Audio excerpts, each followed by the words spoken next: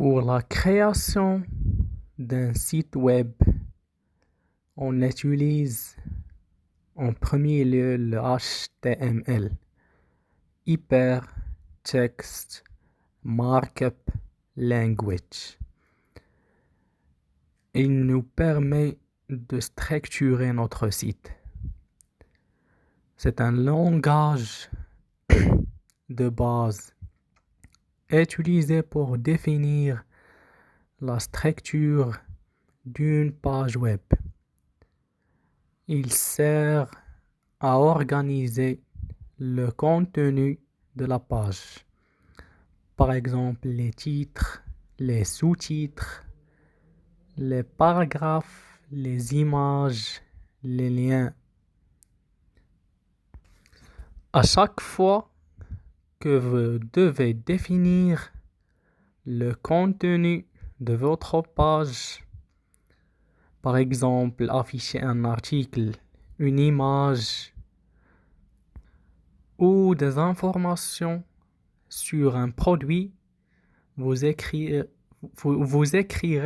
le HTML pour ces éléments.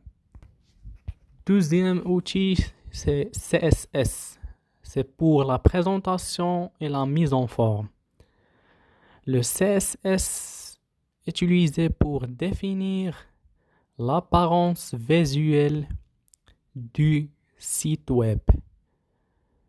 Il permet de styliser les éléments HTML.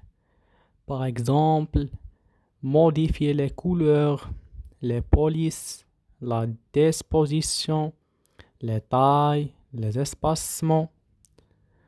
On l'utilise dès que vous voulez personnaliser l'apparence de votre site. Modifier les couleurs, la taille, etc. Ou ajouter des effets visuels. Donc le CSS est responsable du design. Le PHP, Hypertext Preprocessor, c'est un langage côté serveur qui permet de créer des sites web dynamiques.